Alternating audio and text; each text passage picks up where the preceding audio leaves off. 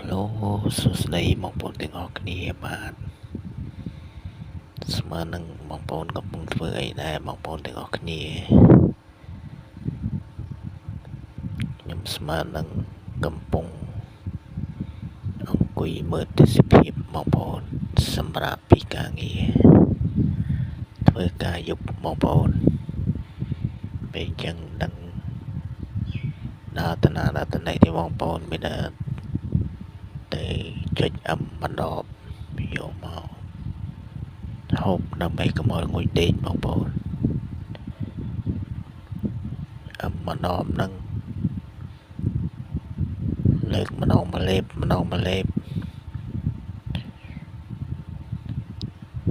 ទល់តែនឹងចិត្តដល់ម៉ោងធ្វើការបងប្អូនបណ្ដប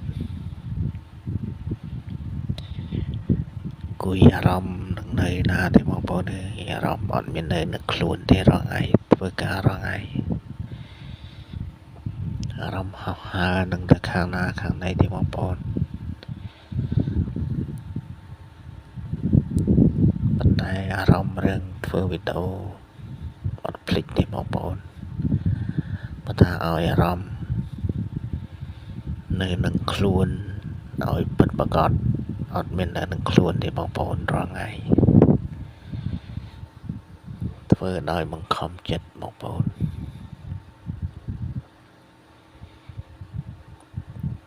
ជីវិតយើងម្នាក់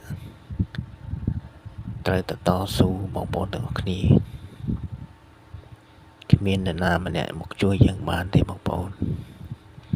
ក្រៅពីខ្លួនយើងតស៊ូលើខ្លួនយើងធ្វើឲ្យខ្លួនយើងពិបាកឬមួយសុខស្រួលគឺនៅលើខ្លួនយើង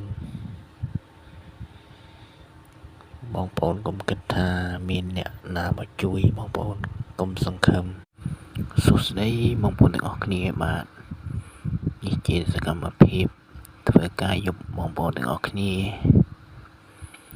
សម្រាប់ពីការងារបងប្អូនពេលអញ្ចឹងហើយក៏មកអង្គុយ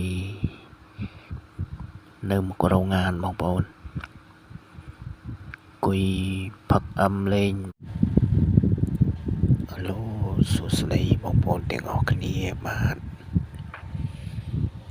នេះជាសកម្មភាពធ្វើការយប់បងប្អូនទាំងអស់គ្នាថ្ងៃសៅរ៍បងប្អូនដល់ពេលអញ្ចឹងសម្រាប់ពីការងារម៉ោង 12ក៏មកអង្គុយលេងនៅ